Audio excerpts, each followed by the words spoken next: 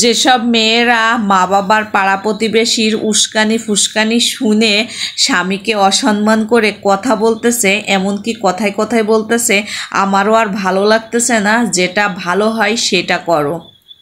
তার মানে কি দাঁড়াচ্ছে, স্বামীকে অসম্মান করে কথা বলে বলতেছে তুই কথা হতেই পারে স্বামী স্ত্রীর ভিতর, তাই বলে এটা না যে কথায় কথায় আমাকে ডিভোর্স দাও। আমি তোমাকে সুন্দরী মেয়ে বলতেছি, যতই তুমি চেহারার অহংকার দেখাও, তোমার বাবার ভারী গাড়ি ধন সম্পদ থাকুক, এখন ছেলেরা অনেক চালাক হয়ে গেছে, জানে যে মেয়েরা এখন ডিভোর্সি মেয়ের কথা শুনলে তাদের মাথার তার ছিঁড়ে যায়, কারণ তারা বোঝে যে একটা পুরুষকে শেষ করে দিয়ে এসে আবার তুমি আমার গলায় ঝুলতে আসছো। কারণ প্রত্যেকটা দিন ডিভোর্সি মেয়েদের হার বেশি বেড়ে যাচ্ছে। এদের যে কতটা অহংকার আর তেজ, এটা শুনলে আপনি অবাক হয়ে যাবেন। আমাদের সমাজে এখন কাবিনের টাকা নিয়ে সবাই টানা খেসাড়া শুরু করে দিয়েছে।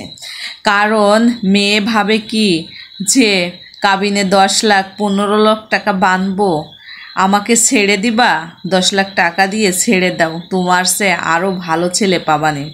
কিন্তু এখনের মেয়েরা এটা বুঝতে পারে নাই যে এখন আমাদের সমাজে ডিভোর্সি মেয়েদের কোনো মূল্য, দাম, সম্মান কিচ্ছু দেয় না। কারণ মানুষ এখন মানে কি বলবো, তিতা হয়ে গেছে। তিতা মানে কি জানেন?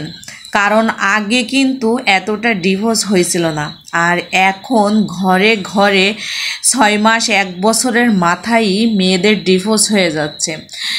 এখন মনে করেন যে যদি 100র ভিতর 90টা মেয়েরই দোষ আর 10টা পুরুষের দোষের কারণে ডিভোর্স হয়। কারণ আমরা দেখি মাঝে মাঝেই আমাদের মিডিয়াতে দেখি যে মেয়েরা শুধু শুধু মানে স্বামীর ঘর থেকে ডিভোর্স নিয়ে চলে আসতেছে। কিন্তু যখনই একটা পুরুষ শোনে যে এই মেয়েটা ডিভোর্সি, তখন তার মাথার রক্ত টকবক হয়ে যায় যে আমাকে অন্য একটা পুরুষকে জ্বালাইয়ে পুড়াইয়ে শেষ করে তারপরে আবার আমাকে জ্বালাইতে আসছো। যদি ভালোই হতো ওই মেয়েটা, তাহলে মনে হয় ডিভোর্স হতো না।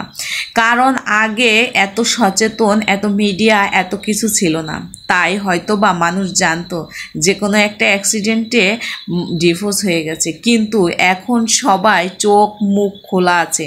কি কারণে, কিসের জন্য অনেক পুরুষরা কত কষ্ট করে, কত শখের একটা নারীকে বিয়ে করে, কত টাকা পয়সা খরচ করে, এমনকি কিছুদিন পরেই সংসারটা ভেঙে চুরে তছনছ করে পুরুষটাকে শূন্য করে দিয়ে চলে যায়। তো এইগুলো সবার কানেই চলে যায়, তখন মানুষ একটু হলেও সচেতন হয়ে যায়।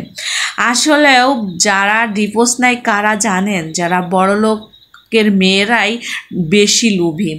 এমন এমন মেয়েরা আছে যে দেখেন গরিব ঘরের সন্তানরা কিন্তু কত গায়ের রক্ত পানি করে মার গুঁতো খেয়ে এক মুঠো খালি লবণ ভাত খেয়েও কিন্তু স্বামীর সংসারে টিকে থাকার জন্য অনেক চেষ্টা করে।